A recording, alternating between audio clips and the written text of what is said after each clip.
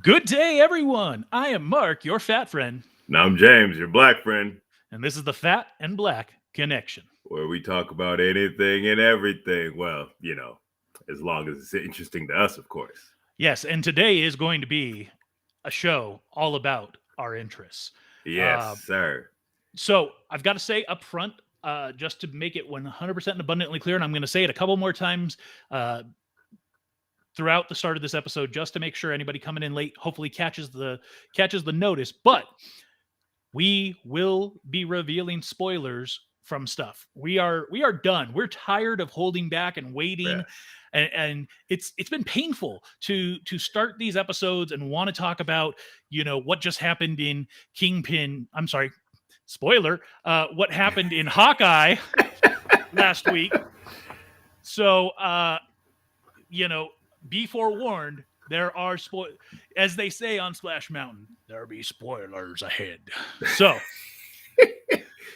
So, with that being said, I want to start with an update on our fantasy football league, which we've been doing now. It's week 15 of the regular NFL season, and for those of you that are football fans and have been taking in the season, you know that these last 2 weeks have been very painful for teams. Uh, some teams having to go as far as starting their practice team quarterback. Um, and actually not looking too terrible yesterday. Honestly, the Browns started their practice squad quarterback, and he wasn't great by no means, but he wasn't bad either. Did you happen to catch that yesterday? No, bro, I didn't catch any football yesterday. I was, yeah. Needless to say, I've been irritated because, this COVID protocols, man. I understand it, but if I think here's my biggest issue. Last week on Monday, I was leading in my games. Mm-hmm. Then Monday night, only about 2 hours before kickoff, my tight end is placed on COVID protocol. So therefore, I had no tight end. Therefore, got beat. Therefore, I get the notice in my box about, big comeback victory. And I was like, bruh, that was garbage. If my tight end got put on COVID protocol only shortly before the game, there was no way, plus it was a Monday night game, there was no way for me to get another tight end in time to even put in. So everybody already played. So needless to say, I was what irritated by that. what I'm hearing is a lot of excuses, and what's interesting about the fact that you're making all of these excuses is the fact that you are in dead last. Not dead last. There's a Okay, team, so Twitter team. hold on. We've got to preface. So when we started this fantasy football league, we ideally wanted to have as many people who wanted to join as possible, and 10 seemed like a nice round number, and we had 10. Yeah. And then the draft came, and a person missed the draft for whatever reason. Not my fault. It was scheduled, a week out. The person had time to get their act together to be at the draft. They claim they had issues. Okay, well, again, not my problem. Suck it up and work with what you got. I was in the draft and I didn't get a great team. The person who had the number one pick overall isn't doing that great. So it was very frustrating because then this person decided, well, since I didn't get to draft my team, I'm just going to get rid of all the players. So they started dropping them, trying to get rid of them off of their team, and all that did was give people who were quick on the trigger the ability to pick up some of these other players before I was, as the commissioner, able to revoke the ability for that person to do that. But still, it was very frustrating. So the only option that we really had was to then turn this team into a bye week, so to speak. So I removed all of the starters. I kept the players that were there. I filled out the bench so with the best possible players that were still available. That way, it was like they were a team, and that way you or I or the 7 other people couldn't get some of these really talented players. But some of the damage was already done. Mhm. And so, yes, this team is in dead last because they've never started a single player. And so therefore they're 0-14 and will be 0-15 after today. But you, on the other hand, have had a full team pretty much all along the way. You've started players every week. Yeah, you've had some bad scenarios, some bad beats, if you will. But just for clarification, you are 5-9 as of right now, and your current game this week looks like you may win. Yeah. You currently already have more points than your opponent is projected to get. So that's good. And you're still projected to get like another 35 points. So Yeah. So you're likely going to end up finishing the season in a dead last tie at 6-9. Yeah. So I got to ask, what happened? Like I said, there was a couple weeks where I was scheduled to win, and there like either points scheduled to win. I don't think you were ever scheduled to win. Not scheduled to win, but like by my points, projected. I'm sorry, I was projected to win. My bad. Yes. I was projected to win, and then games happened, and that points didn't add up. They weren't getting the job done. So I was moving people around and trying. There was also a couple weeks you were projected to lose, and you ended up winning, right? That I think I was only projected to lose. I know I was projected to lose week 1, which actually happened. And I was projected to lose like one other time like one or two other times, but I was able to sometimes move players around and stuff like that. But yeah, I don't even know, man. Like it was just a struggle. Like just trying to getting points and moving people around. And then I had some good players that just constantly were questionable, and so I'd kind of wait and hold out. And but there was the one week that he was questionable and then out right before, and I checked it the night before, it said questionable still, and then when I woke up Sunday, I didn't notice it said out until the games had already started. And so there was no way for me to switch out. So still with the excuses, which is entertaining, don't get me wrong. But I mean, you were bad, and it happens. Like you had a bad season, but rather than owning it and being like, you know what, I'm going to come back better next year, you're still making excuses, and that really disappoints me, friend. I'd like to just see you own it and say, you know what, I was bad, but I'm going to rock it next year. Oh no, listen, I'm all about making these excuses.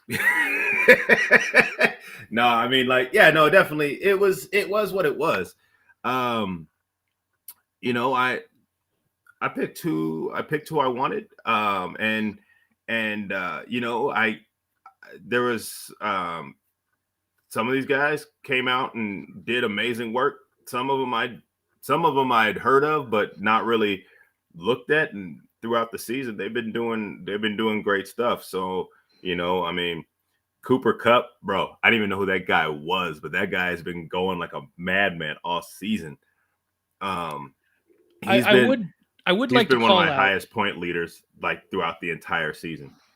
So, one of the stats that's interesting is where it shows waivers and moves. You know, how much movement did you have on your team? And you really didn't do a whole lot. And so I moved. There wasn't a whole lot of waiver. I didn't do a whole lot of waivers and stuff like that. For like bye weeks and things like that, I did some. I know I picked up I picked up some wide receivers and like running backs, a couple of running backs, things like that throughout the season as I needed to because of in IR list. I had a couple guys on IR. I had a couple guys that were questionable. So like I said, I moved. I was trying to make some moves that way, but for the most part, I kept the people. Most of the people that I started with, I kept throughout the entire season. Yes, and I question whether or not maybe some of that is why you did so poorly. Just a thought for next year. And then let's talk about the other end of the spectrum, which obviously is me. I am currently seated in the number 1 spot. Don't know how that happened. As I mentioned a little while ago, I had a really bad draft. The only areas where I felt like I was sitting kind of strong was my quarterback and tight end, which, for my quarterbacks, I had the Ravens quarterback who's now out, and I had Tom Brady. And I honestly didn't expect Tom Brady to be my primary. I expected him to be my backup, but I've ended up using Brady significantly throughout the season. And unfortunately, this last week really hurt me. Yeah. Tom Brady got shut out by the super Saints. shutout. It was painful. Actually, it wasn't even really a super shutout. I mean, they only got 9 points, but still, that's a shutout, which hasn't happened since what, I think 2015. I believe it was 15 years since Tom Brady had been shut out again. So, maybe so longer than that. Okay. Yeah. So ultimately, I'm number 1. I'm sitting at 11-3. It looks like I'm going to win week 15, so I'll be at 12-3. I'm in a first place tie with one of our players, one of our friends of the show. Who are you leading points wise? Or are you still? As of right now, yes. And it looks like I'm going to end up being number 1 in points. And so I will have the number 1 overall seed going into the playoffs. So you're done after today. You don't even have to worry about it anymore. I know. That's, I guess, a blessing, maybe? It is what it is. Okay.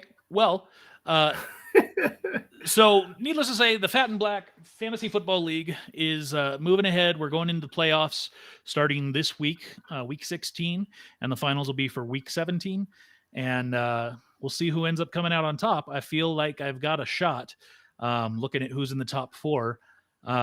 And going back to the comment earlier about the quitter team and how that person threw a hissy fit because they weren't there for the draft. The person that's in 4th place right now and is likely going to make it into the playoffs. He wasn't there for the draft either. That's correct. So, it's trying to work with what you got and trying to make it better if you can. You got to at least try. So I will say that the person that dropped out on us will never be welcome for one of our leagues in the future just because I can't risk it, It's not fair to the other 9 people. And our Dam is checking in with a hoot because he is Brian is that person in 4th place that was not at the draft and still is doing pretty well. So good on you, Brian. So something I wanted to talk about that actually Brian brought up with us a little while ago is the Disney Star Wars Star Cruiser. And there has been a lot of information that has come out about this ship. And there have been a ton of cancellations. It was booked solid for like the first 3 months after it was going to launch. Right. And now not so much. Really? Yeah. So there's been an extremely poorly reviewed or seen video that was made with some ABC Kid star or whatever that kind of did not cast a really good light on the ship, and Disney has pulled it down from everywhere. You can't watch this video officially anywhere. I just want to know who this kid was, because that, like, is it because doesn't matter? Is it because of the kid, or is it because just like it wasn't made great, or I don't know. It doesn't matter. all that matters is I originally wanted to go do this thing when we do our trip in 23 to Disney World, but I think I'm going to have to wait on it just because I don't know if I want to make that kind of major investment for a 2-day cruise. Yeah, Um, that's the thing. That's what I was saying earlier. We talked when we talked about it before. I was saying, all right, that's cool. Like, uh, they have these packages where you can stay at a Disney resort and then do your cruise, or you can do your cruise and then do like a resort thing. That's what I was kind of hoping they would do with this. But it's from what it seemed is that you have to book the Star Cruiser, and that's only what I think it's 2 days, 3 nights, or whatever, and then you're done, and then you kind of have to book your own other hotel or whatever. And I was like, what? Like, I mean, for the money that you're paying, I get it. It's the whole story that's kind of built around you, and there's the whole, like, think the food and stuff is free, and the shuttles and all that kind of stuff. That it's not free; it's included. or like that's what I'm saying. Like, the food is that's what I meant by free, is it's included.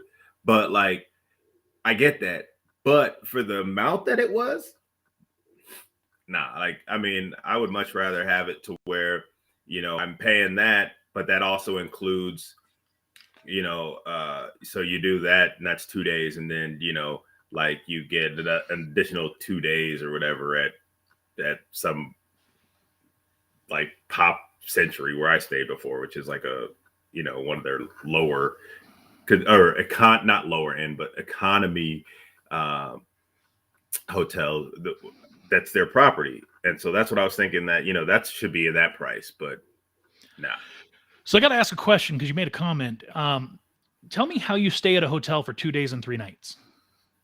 Or whatever. 3 days, 2 nights. I don't know. Whatever. Oh, okay. I mean, I wasn't sure if you actually thought that was a thing, and so I wanted to understand how that works. No, I said it wrong, but yeah, no, I'm not thinking it's a thing. I know, like, but I don't know. I'm just a little disappointed by that price point. And especially if there's reports coming out that it's not good. And I mean, I'm sure there's going to be some growing pains with it. I mean, I would think that would be with something this major. There would be some growing pains, but yeah, I would have thought, especially with Disney, they would have probably got that stuff kind of worked out a little bit better. Yeah, that's what you would think. I guess we'll see. We'll see what ends up happening. The one thing I will say is people are complaining a lot about the accommodations, like the hotel room, and I'm going to argue that it's Yeah, supposed to be a cruise. You don't spend time in your room except to sleep. So yeah, no, the rooms are not lavish. They're not huge, and I think that's part of the immersion of what the story is, if you will, for the yeah. overall. And if you look on, I mean, I don't know. I guess because this is supposed to be some kind of like high end cruise ship or whatever, like cruise ship. I can kind of understand why people would be upset, but at the same time, like Mark said, if you've ever been on a cruise, I mean, I think the only time I ever spent in my room was for the couple hours that I'd fall asleep, and then from the time I woke up, showered, got dressed, everything else, I was out the door, and I wasn't coming back. But after, I mean, I was out all day. And just to be And clear, so pretty much everybody all knows, night. the cheapest option for the 2 nights on this cruise, if you will, it's for 2 people for the 2-night cruise. It's $4,809. Or if it makes you feel any better, $1,209 per person per night. Say that again. $1,209 per person per night. Yeah, psych. Yeah. So, I mean, even if you've got kids and you're going, you got 2 kids and you're doing the 4 person, it's $6,000. Yeah. So, Yeah, it's and Brian said he Goldberg star Sean Oh, Giambron. So thanks for calling that out, Brian. is that the younger kid? I guess I don't know. Anyways, but yeah, Is he the doesn't one that really. was abused by the guy that's no longer on the show? Anyways, moving on. So a couple things that did come out since our last episode that, of course, I love to talk about. We've been given the official trailer for January 1st, the 20th anniversary reunion of the Harry Potter cast. Oh wow. Um, it's kind of interesting. When the films were coming out, I wasn't interested. I think it wasn't until around the fourth or fifth film that I actually went and saw one in the theater. Um, the girl I was dating way back then, she had read the books and was interested, and so she, got me to watch the movies, and I thought it was fine. I will say I went back and rewatched all the films earlier this year, Oh, pretty good. and yeah, uh, They're actually definitely pretty. better watched, binge, so to speak. Yeah, I actually the only Harry Potter film that I saw was it actually I'm sorry. The only Harry Potter film that I saw in theaters was Deathly Hollows. Yeah, Deathly Hollows Part 2. I had everything else I had seen through like cable and whatnot. So So, um are you interested to see this reunion special? Have you seen any of the other HBO specials like Fresh Prince of Bel Air or no, Friends? I haven't watched them. I haven't watched those just because I forgot. I totally forgot about them. I mean, I have HBO Max now, um, and so I do want to go back and watch the Fresh Prince of Bel Air one. Don't care about Friends, um, uh, but the Harry Potter one, I'd be interested to see. Because I've seen what a couple of them look like since those films, but it'd be kind of interesting to see. Uh, you know, kind of see what they look like now, see what they're up to, things like that. Yeah, It'd be interesting. absolutely. I'm gonna watch it. I don't know if I'll watch it on January 1st, but I'm gonna Yeah. watch it just because like I said, when I went back and rewatched them this year, I definitely enjoyed it a lot better. It was painful the first like one or two films because the kids' acting was really bad, but they did get better. To be fair. I I don't know. I chalk that up to them being like kind of thrust into this whole thing, kind of, you know, the. I mean, I think what was it? Uh,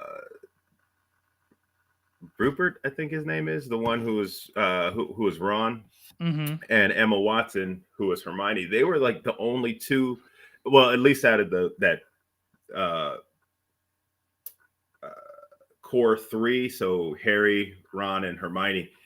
Um, they were like they had already been cast, and they'd been already working for a little bit, and then with Daniel Radcliffe, when I heard what that story broke down, I was like, "Whew, man, that is lucky timing."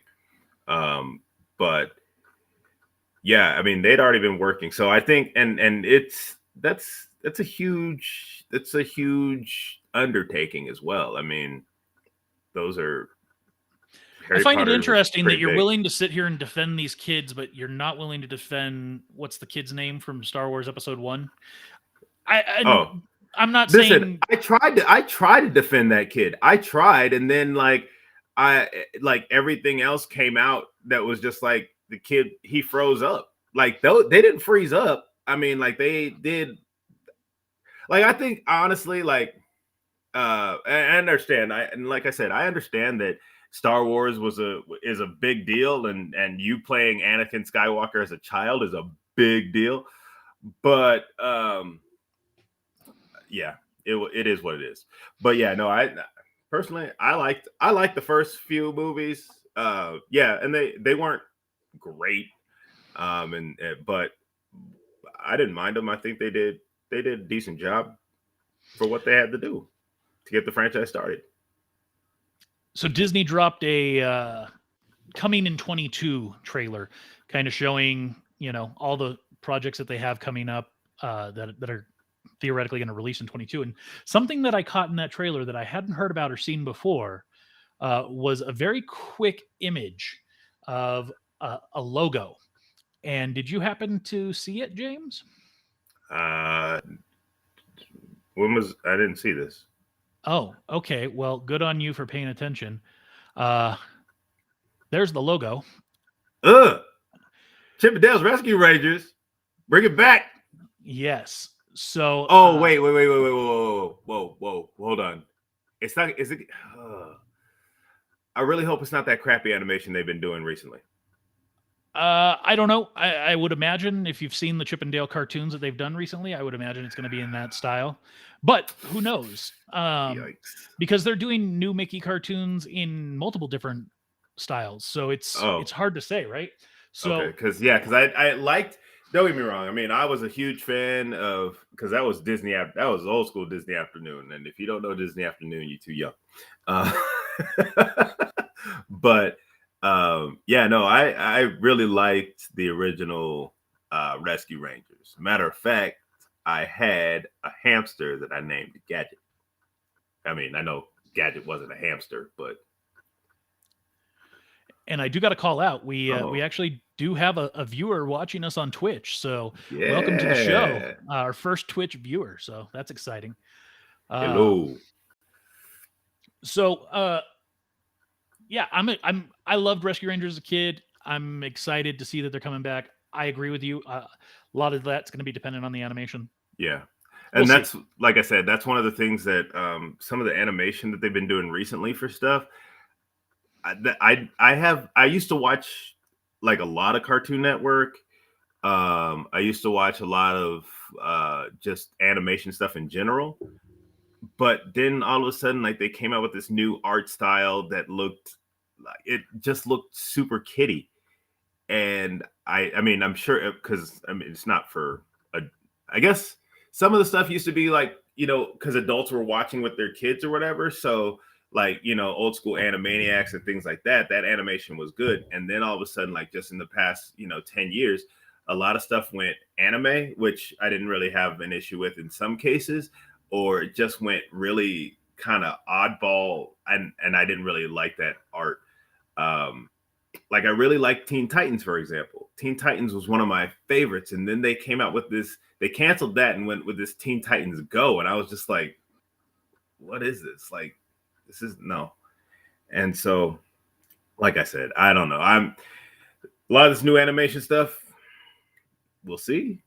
But, that's like you said, it's really dependent if I'm going to watch that show, if it's like this new animation they've been doing with the Chip and Dale cartoons, or if they're gonna kind of go more traditional with it. Yeah. I gotta ask you a question. Yeah. Have you ever heard of hand, foot, and mouth disease?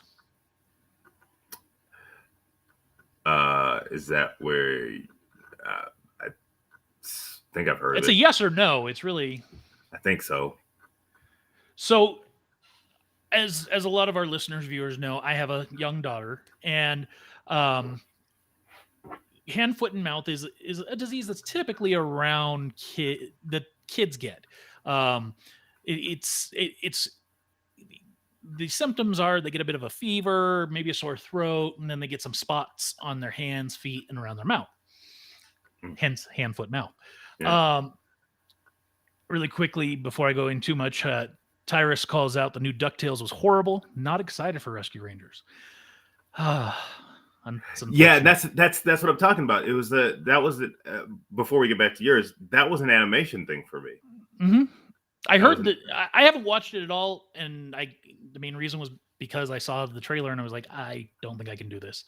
So, and I was not thrilled about they redid the theme song, and the theme song's kind of garbage, but whatever. So back to the hand, foot, mouth. Yeah, hand, foot, mouth. So my kid goes to a daycare, right? And she's around 15, 20 other kids all day, every day. Disease-ridden. Right? Any one of these kids gets it, and likely every other kid's going to get it. So a couple weeks back, my kid got it, had to be out of daycare for basically a week. And when we took her to the doctors, they told us, we asked, should we be worried? They're like, no, adults almost never get it. Don't worry, blah, blah, blah. Okay, cool. Well, did your wife end up getting it? No. You got it. And the medical hits keep coming. Yes. So now for adults, it's actually worse. You might not get the spots so much, which I didn't get any spots on my face. I didn't get any Right. spots on my feet. I did get some on my hands. And what's frustrating is they told us, you know, oh, they don't hurt. When they were talking about our kid, they were like, don't worry, they don't hurt. They just show up. That's a lie. They don't feel good. They I wouldn't say that they actively hurt. I had some on my hands. You might still be able to see the Uh, remnants of one there. But what they kind of feel like it's like is chicken pox. no, it kind of feels like a burn. Like the day after you burn yourself and how the Hmm. skin's super sensitive and slightly raised. Yeah, That's kind of what it was. And they lasted for almost a week on my hands. and that's the And only place you got them. Did you get the fever and everything else, or oh no? yeah, I had a wicked fever for like 2 days. I had a sore throat for like 2 days. Oh, dang. So it was not good times.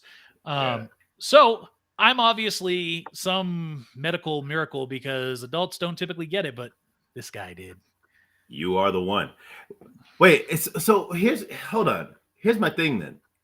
If your kid had to stay out for almost a week, then that means that some parent sent their kid to school with it. Yeah, so it's hard to know, right? Because your kid might just have a cough in the morning or might have a sore throat in the morning and it might not be anything. Yeah, right. So if they don't have a fever, if they don't haven't been exhibiting some symptoms for multiple days, you're not going to keep them home, you know. I guess, yeah, that's true. And so while I don't blame the other parents for getting my kids sick, I also would say pay attention to your kids, know what's going on with them, because I knew. So she was home over the weekend, and that's when she started developing the symptoms. Hmm. And we knew pretty much right away something was not right because my kid doesn't like to sleep. My kid likes to play. My kid likes to do stuff. And so she wanted to sleep. She was telling us, "I'm tired. I want to go take a nap." I'm Okay, sorry. something's Who are wrong. you? Yeah. So don't get me wrong. What have you done with my daughter? From Yeah. a selfish standpoint, the week of her being sick was Cool. great because she wanted to sleep a lot.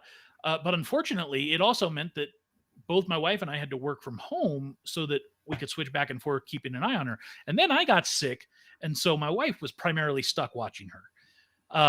And I was laid out. I was in bed from pretty much Wednesday through Saturday.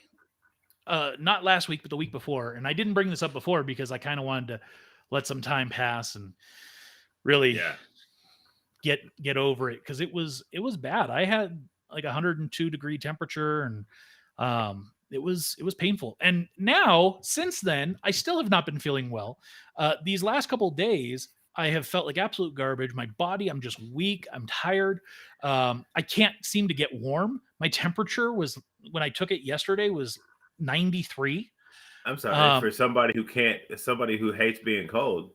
yeah, yeah, I can't get warm. That's why I'm sitting here in a coat and like normally you guys see me and I'm in a t-shirt or I'm in like my pajamas, but like I've got a coat on, I've got the temperature up high, and I can't seem to catch some warmth. So it's very frustrating. Bruh. Um, I have It's no been, idea it's what's been a going on. year. It's been a year for you. It has been, and I haven't, as far as I'm aware, had COVID. So so yeah. Moving Yeah. on, this is the part where I've got to put it out there again. As we said at the top of the show, there be spoilers ahead. We're not Warning. holding back anymore. Warning.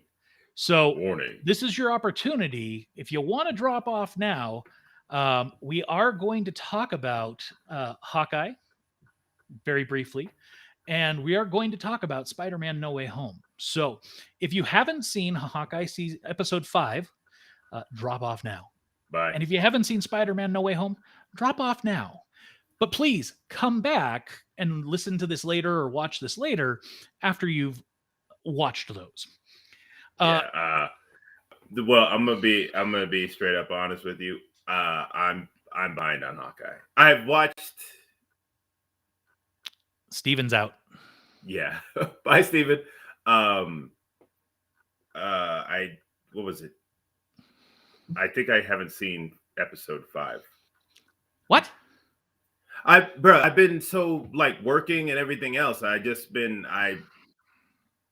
behind on a lot of stuff. Okay, We've talked well, about this before. So, Brian's out too. well, the only reason, and Brian's probably out because that dude's still, is he finally caught up on Shield? Because God knows, I made a comment months ago about Daisy. Yeah, and he was like, "Oh, thanks for spoilers." I was like, "Bruh, that was like I didn't know that somebody. Well, I'm sure there's other people out there too, but like if you plan on watching Shield, I was like, bro, you should have been on top of that because like the first few seasons actually coincided with the MCU, and then all of a sudden it went sideways. Like after Civil or not Winter Soldier, but yeah, I was just like, what? But whatever. Well, I'm sorry. I said I'm going to be spoiling, and the fact that you haven't seen Hawkeye episode 5 is your fault. Yeah. I will say Hawkeye episode 5, and as I said, we're only going to talk about it briefly. It was fine. The episode overall kind of didn't feel like it did a whole lot to develop the story, which is disconcerting because we're moving into They only have the 2 episodes left? finale Oh, tomorrow. is it one more left? Yeah, the finale is tomorrow. So Tyrus, he doesn't care about Hawkeye. I will only say that from everything I've heard is Hawkeye episode 6 coming out tomorrow may have some ties into Spider-Man. So Well, I would suggest, Oh. Tyrus, that you at the very least binge watch or have it on in the background, like when you're driving the buses around, listen to the audio or something. But with that being said, the only thing I really have to say about Hawkeye episode 5 that is fantastic is in the closing seconds of the episode, we find out that Yelena, the Black Widow, who is Natasha's sister, she's been hunting Clint Barton, and she's kind of been sent down a different path a little bit, and she's trying to look into who's hired her to put this hit out on Clint Barton, basically. And turns out it may have been Kate Bishop's mom, because she is seen photographed with none other than Netflix Marvel's Daredevil Kingpin. Yes. So awesome seeing what's his name, Vincent D'Onofrio or whatever. Even though it was literally a second, and all you see is like the top of his head as he's talking to Kate Bishop's mom. And I had a feeling this was the direction that it was going to go, that Kate Bishop's mom works for the Kingpin in some way. I had a feeling this is where we were going. So I think episode 6 tomorrow, the finale, is going to be amazing. I agree 100% with Tyrus. Best Wilson Fisk ever, hands down. I mean, there's only been really 2. So, well, no. Oh, no, there was. Yeah, no, I think there's only been 2 because the other one was Michael Clark Duncan in the Affleck movie. I mean, if we're only talking about movies, then okay, but there have been video game versions. There have been, I think the Spider-Man video game the Kingpin live was really good. Oh, okay. I'm just saying, I every time I've seen Kingpin in video games or anything else, it's always been the huge, Kingpin, not like an actual actor. And I will agree, like Vincent D'Onofrio, he played it. He played it so subtly, but then like when he got heated, and you didn't want to be in that man's path when he got mad. And let's just recall also Liv Schreiber plays Kingpin in the Into the Spider-Verse. Oh, voiced him. Okay. Yes. Yeah. Yes. So all I'm saying is I think best Wilson Fisk ever, but I don't even think Michael Clark Duncan is number 2, to be honest. Oh no, I mean I definitely agree with you there. I mean, I was thrilled to see him in that movie, because I really like Michael Clark, or I should say, well, I still like him. He's no longer with us, but I still like him. But yeah. Yeah, and I agree with Tyrus. What I mean is, if he has solidified himself in the role. Can't see anybody else doing it. Yeah, Yeah. I agree 100%. As of right now, I don't see how anybody else can do it.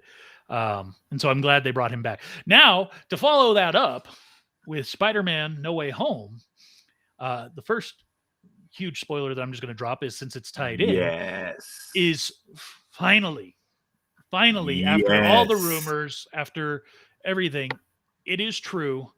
He is Charlie there. Cox is He is back there. as He Matt is Murdock. there. Bruh. When he showed up on screen, I think the entire theater was like, yeah. Yeah, I was in a theater of people that didn't seem to get too excited. I was excited at different points throughout the film. There was some others, but it felt like it was mostly families that maybe hadn't seen any of the other films, and it's like, bro, actually, if it's families, that Netflix series was not for children. yeah. Well, I mean, it's not only that. Like, the one thing I'm going to say up front about this film is that I think they did a really good job. If you had never seen the Amazing Spider-Man films or the Sam Raimi Spider-Man films, I think you could have watched this and still extremely enjoyed it. Oh yeah. Now, conversely, if you had seen those series, you're going to enjoy this a whole hell of a lot more. Yeah, like the only one of those films that I did not see was the very first Amazing Spider-Man. I saw Amazing Spider-Man 2. Why would you watch 2 but not 1? It's just that's the one I had. I didn't have Amazing Spider-Man. Why would you buy 2 without having seen 1? Because it was free. And the other movies didn't. It was free, and the other movies I had to choose from, I wasn't thrilled about. So that's why I chose that one. I was kind of looking for one, and then I kind of just stopped, and then I was like, "Oh yeah, I should probably maybe see it. I'll watch it eventually." Okay, fair enough. So, that was the first major spoiler, if you will, of the film. Up until that point, catching a brick too. That was great. Oh, well, and Jenny, my wife, she hadn't seen the Daredevil Marvel series, and so she didn't know who he was. And so when he caught that brick, she was like, "What was that?" And so after the film, I explained to her, and she had never seen Ben Affleck's Daredevil. Thank God. Luckily, yeah. So ultimately, what I'm really curious to see, because as I said, I have heard that tomorrow's episode of Hawkeye may have Spider-Man No Way Home implications. Don't know what that means. Whether that means we may see Charlie Cox, we may see something happen that ties into what happened in the film. Actually, before you go on, I did notice as they were swinging through the city, the Rogers poster was up. Rogers the musical was up. So I was like, "Oh, that's cool." Okay. And if you also paid attention, at the end of the film, it was snowing. So I think we're in winter, in the holiday season, likely. So, and there was some Christmas music playing as well, while Peter was going around getting his new apartment and stuff. So, yeah, I don't know. I think that we may see something extremely interesting tomorrow with Hawkeye. So, I would highly advise getting caught up if you haven't, and watching tomorrow. Tyrus calls out, and accurately, if you hadn't seen The Amazing Spider-Man, you wouldn't understand the MJ falling part. No, actually, I got that. I understood that completely, because they actually show that they show that in Spider-Man 2, Amazing Spider-Man 2. Yeah. So, but man, there's so much to talk about with this film, and so I don't know how to unpack it all in the short amount of time we have left. But let's start at the top of the film. We pick up where the film left off. The last film left off. Exactly right where it left off. we're basically in Times Square. Peter Parker is announced as being Spider-Man, and a crowd is circling around MJ. Uh, Tell me, for you, obviously during the opening Marvel fanfare, where normally we would have music, we didn't have music. We No, it was had all recall audio of of the fight with yeah, Mysterio. Tell right. me what you were thinking, feeling in that moment. I was like, oh snap, are we picking up? We were picking up right then, and I was like, they just jumped right into it. It wasn't because normally, yeah, like you said, it would be that Marvel fanfare, and I was like, what's going on? Like, why is it this like they're playing back this audio and such, and then like it wasn't for some reason he attacked me, blah blah. I was like, wait, are they just jumping straight into this double? And yeah, I was from the jump. I was like, let's go. Yeah, and so basically from that moment till we get to the Matt Murdock scene, it's very fast paced in telling us, okay, people are upset with Spider-Man. They want to arrest him. They want to find out why he killed Mysterio. And so it's kind of almost like a montage. It's very quick. He's in the police precinct answering questions, and then it doesn't help that Jameson, he's always been that pain in the side of that thorn, if you will.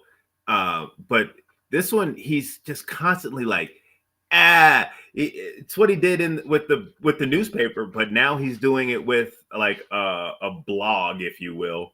And that's the thing too, is like it's called a vlog video. Sorry. How did that man have money, or did all of a sudden he went from a studio into like a way nicer studio or like a basement doing stuff to like a studio with a helicopter? Like, what?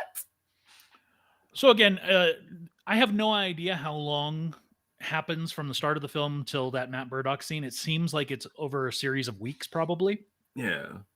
So, J. Jonah Jameson is the person that reveals who Spider-Man is. So likely some investors were like, hey, we want to throw you some money. Let's take this up a notch. Oh yeah, I can see that. So to me, that makes a lot of sense. But more or less what we're seeing in that couple of minutes is we get called back to Happy and Aunt May, and they're breaking up. It was nice. It was fun, but it's over now. Poor Happy. Trying to close the door on him.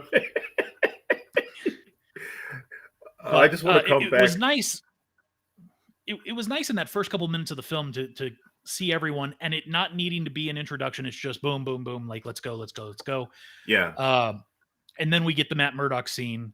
And the only thing you get is, thank you, Mr. Murdock, and him telling them your case is pretty much dropped. Happy, you might want to get a lawyer. And then a brick flies through the window, and Matt Murdock exhibits his powers and catches the brick midair. I have a really good lawyer. Yes, that line was awesome. Kind of disappointed we didn't see him again at any point, but I feel like I think that's all. You just needed to drop him in there. Yeah, it was.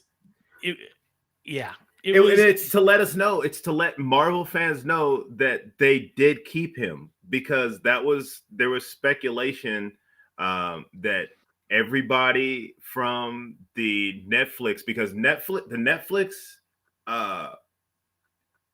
shows were not MCU tied. They talked about the skies opening up, but it was like that was it. They didn't make any reference to MCU or anything like that. They were their own standalone thing that got combined into the Defenders. I really like the Defenders, but again, Iron Fist, not so much. But whatever. But yeah, but when those basically ended, they basically kind of said we're done with these characters, and so we thought, well, dang, you've just created a great Daredevil. I would hope they would bring somehow, maybe tie in Luke Cage and Jessica Jones. I really like those. Jessica Jones was kind of her own thing, but Luke Cage I definitely like too. So I mean, I hope I hope they might bring them in somehow. I don't see how you could, because how do you justify Mashallah Ali as Blade when he's already played uh, what was his name, Cotton Gin or whatever? Cotton, yeah. So, but he's dead in that. So, oh, so when he died, he got bit by a vampire, and now he's back as Blade. Is that what we're gonna try and sell? no, I'm just saying, like, you don't need to. It's comic books. You don't need to explain it. Just Okay. let him. You don't need to explain that, because I don't Blade was think- born. Blade was born as a vampire. He wasn't born as a human. I don't think you bit. get to do that in this day and age. If you can tell that the actor is the same person as they played another part, then I don't think you can just walk away from that. You have to address it. I mean, there are MCU actors that have been in multiple parts, but Yeah, like actually it's funny because Chris Evans was Human Torch, and then or Johnny Blaze, if you will. okay, I And said MCU specific. oh, That is not MCU. that's right. Oh, sorry. I thought you were talking about other MCU actors that have been in other Marvel stuff. No, there have actually been other actors that have played multiple roles in the MCU. For example, Gemma Chan played Cersei in the Immortals, Mhm. Eternals. Sorry, you remember who that is?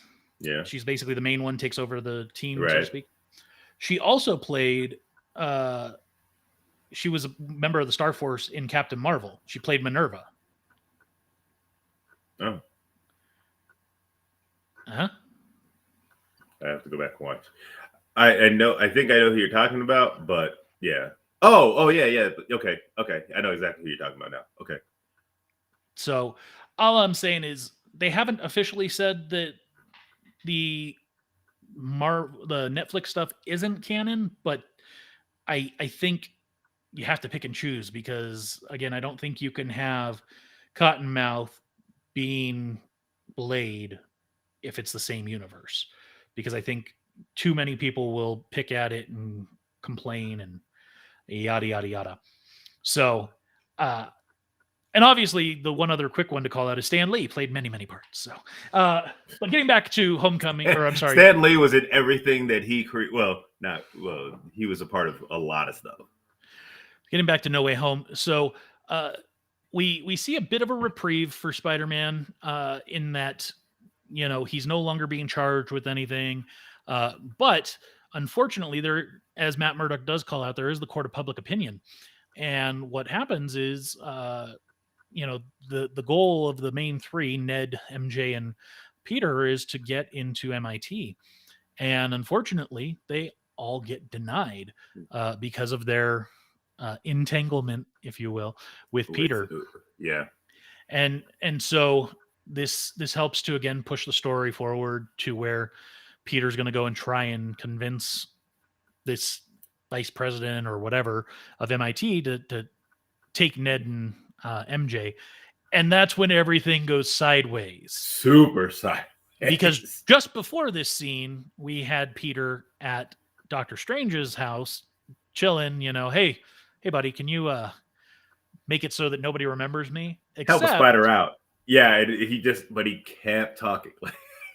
Well, no, I need MJ to remember me, and I need Ned to remember it. And Aunt May. Yeah. 5 times he's changing the spell. Now, we've never seen Doctor Strange have difficulty, performance anxiety, if you will. And so it was interesting to see that moment because, as we know, he was the Sorcerer Supreme until the blip happened, and we find out that Wong is now the Sorcerer Supreme. Yeah. Which I thought was kind of cool. Yeah. But you would think that nothing would have changed for Stephen Strange. He would still be as powerful as he has been with the same abilities. So I get that they mentioned that the spell is a difficult one and walks the line with dark magic or whatever, but I feel like he shouldn't have had such a hard time with that spell regardless of Peter, or he should have just threw him in the mirror dimension, got rid of him while he finished casting the spell. Yeah. You know what I mean? I honestly, and a lot of stuff, I was like, bro, if you okay, I understand you said you had a hard time, like you and Aunt May kind of, it didn't go well when she found out that you were Spider-Man. But I think overall, like if they forget you're Spider-Man, you can reveal your Spider-Man and it would be okay. Like, or you don't have to reveal that you're Spider-Man to them, and you try and make that work. But yeah, I don't know. Yeah. So spell goes awry. Strange is able to stop it, so to speak. Kind of contains it the way that we see the spell being contained at the end of What If, the end of that series, Yeah, where we see Ultron Supreme uh, and evil Doctor Strange kind of being encapsulated in a spell. So very similar there. yeah, Perhaps a call out. Um, and then pretty much from that point forward, everything goes haywire. yeah. Yeah, that Tyrus calls out. That would have been the better call. Hey, Doctor Strange, can you have everyone forget Mysterio? Oh, yeah, yeah. That actually makes sense. I love how he was like, "Wait, you had me do a spell before you even talk." He's like, "I didn't even know you could talk to the emissions people." Yeah, I love the That was dynamic between the two of classic. them. You know, you don't got to call me Miss Sir. Okay, Yeah, we saved Steven. the universe. No, that doesn't feel right either. Still feels weird. And then afterwards, no, you call me sir. Yes, yeah. I really enjoyed the dynamic between them as much as I Yeah. think I enjoyed the dynamic between Peter and Tony. Actually, you know what that reminded me of? That reminded me of Tony with the kid. The Harley. kid, yeah, Harley in 3. Yeah, That's yeah, what that's kind of what that reminded me of. yeah. It was so now things go sideways. Peter's now going to try and convince this MIT person to take Ned and MJ, and Doc Ock shows up out nowhere. Just pulling car, like just stop destroying stuff. That's not necessary. So unnecessary. Yeah, Destroying the bridge and stuff, man. I'd be so mad if if I worked in New York as like a civil engineer or anything. That's job security right there, baby. absolutely. And the film from that point forward, the one thing I was concerned about going into this film was how are you going to tie all of these people together? How are you going to make it make sense? And they Just, did just a fabulous job of that. yeah, just the sheer fact that we knew going into the film, we knew that there was going to be Doc Ock. We knew that there was going to be the Green Goblin. Green Goblin. How was that going to work? Because Doc Ock was after Green Goblin had already died. Right. So it was very curious, and I think they did a fantastic job explaining that these baddies, so to speak, were pulled out of their universes pretty much at the moment of their death. Yeah. So you had and then the explanation with Lizard, Electro, and Sandman. Those were all like how, because like I remember now I go back looking at the poster and I'm like, okay, I see the tentacle for Doc Ock, and that was obvious due to the trailer. And then I noticed in the poster that you see electricity, you see lightning, you see like dust particles, and then I think you see like either like a pumpkin bomb or something for Green Goblin. I don't really know, but that poster made a whole lot more sense just a few weeks ago when I actually saw it again. I was like, oh, okay, I get it now. But yeah, my concern was how are you going to get all these guys into one movie and make it make sense? And the film went a completely different direction than I was expecting. I was expecting that we were going to get Sinister Six, especially with what the ending of Venom brought. Yeah, that's what I thought too. I thought for sure we were going to get the Sinister Six, and instead what we have is like a redemption story of Peter trying to heal these people so that they can go back to their universes and hopefully live, be better. Yeah, and live. Because he said when Doctor Strange tells him their basically destiny is to die at the hands of Spider-Man. Mm-hmm. He was like, no, I can't have that. And which that was a pretty cool scene to watch them tussling over the box, the spell I box. feel like up to that point of the film, it kind of went a little bit slower than I would have liked, but I felt like from that point of the film forward, it was amazing. Up to that moment, it was good, but I feel like from that point forward, the film really just grew legs and was awesome. Yeah. So, a couple things we're running short on time. Just to quickly call out, tell me how you felt when you saw Andrew Garfield come through the portal. That evidently Ned is magical and can open portals. Hey man, yeah. When his grandmother said they have magic, so I think it also helped that he, when he had the ring or whatever. But no, I was like, oh snap, and then they do it again, and Tobey Maguire came through, and I was like, boy, you got old. Yeah, and so I thought that was interesting that all the villains came through at the moment of their death, where Toby and Andrew come through. It seems like at whatever moment it actually was in their universe. Yeah, I think so it looked like because Tobey Maguire, he had gotten older.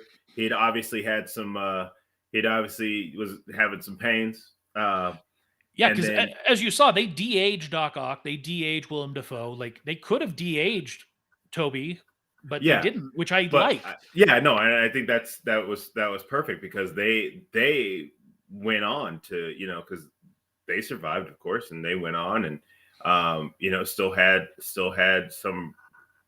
regrets and things like that. So because he talks about Tobey Maguire, it was kind of a funny scene, but it was weird because he's talking about, he's like, so did you have a best friend? Yeah, he died in my arms while because he tried to kill me or whatever, and I was like, oh snap.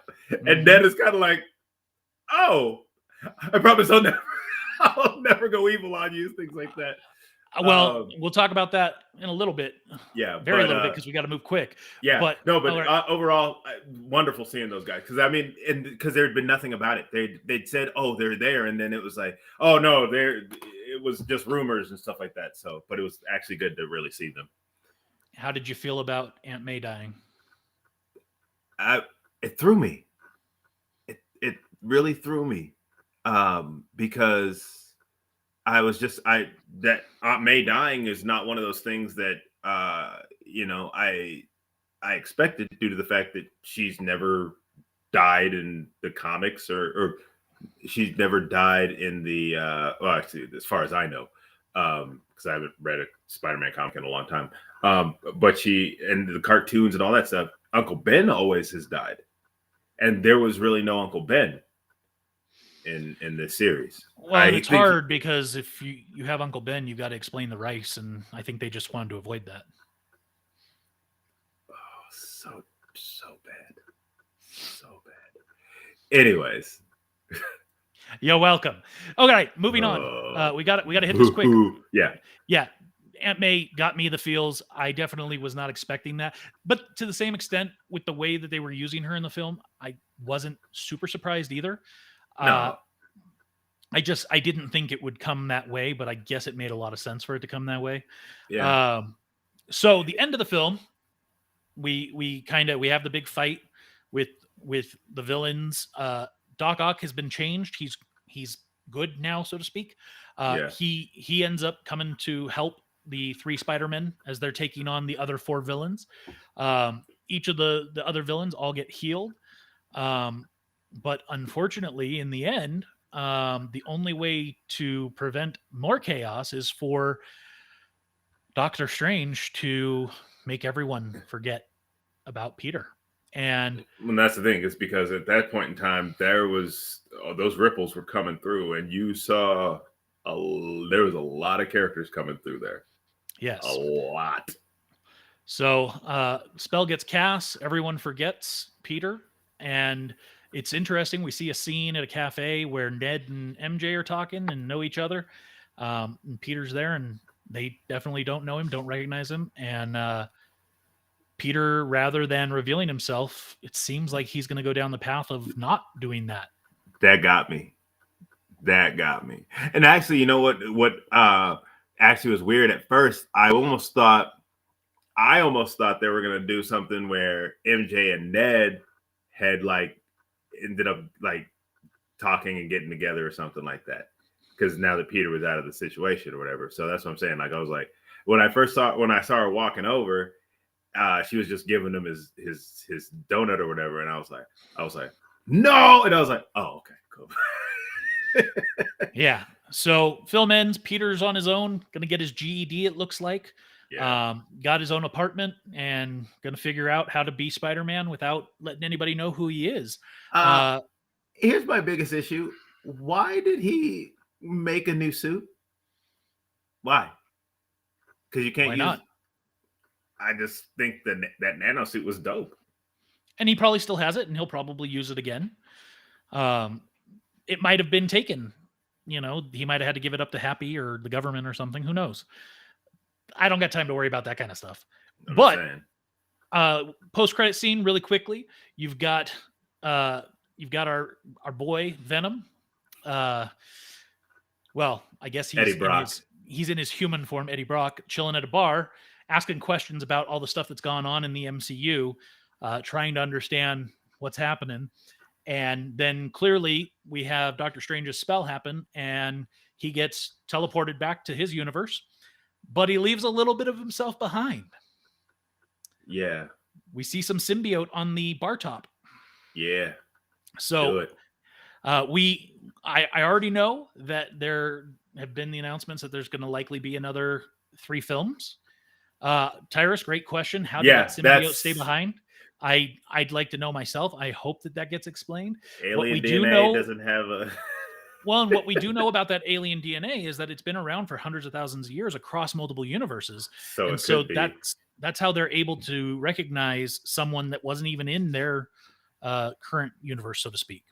Yeah, so it'll be curious to see where it goes. I definitely feel like we're going to see Venom at some point in the next 3 films. I hope they don't just blow it on the next film out, which is already in production. And then this is a side note. We still got Morbius coming out, and that apparently has Vulture in it. Yes, Morbius comes out in January.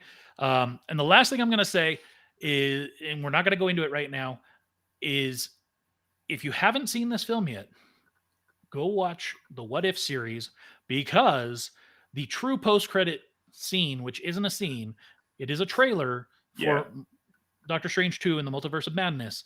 If you haven't seen What If, some of the stuff isn't going to make sense. Yeah. Which is fine, but if you have seen What If, it's going to make a whole lot more sense. And I think... so awesome. Yes, we will talk about the true post-credit scene on next week's episode. But yeah, go watch What If and go watch Hawkeye, because tomorrow's finale, I feel, is going to be hot. Yeah, so I'm going to go watch that right now. I'm actually going to finish one thing I was watching, and then I'm going to go watch that. All right. Well, I think it's time to wrap it. It's been real. This has been real fun. I don't care what you say. I enjoyed this. I enjoyed every minute of it. It was awesome. Yeah, I feel like maybe we need to have Tyrus come on for an episode at some point in the future, because I think he appreciates this stuff as much as us. So yeah, I think, you know what? Hey, Tyrus, hit us up. We going I think we need to bring you in, and we'll chat live. Well, if you can. With that, it's been real. It's been fun.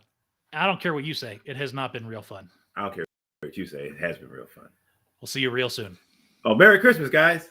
Oh, yeah. We're not back before Christmas. So Merry Christmas. Feliz Navidad. And Happy Kwanzaa, too. Bye. Goodbye.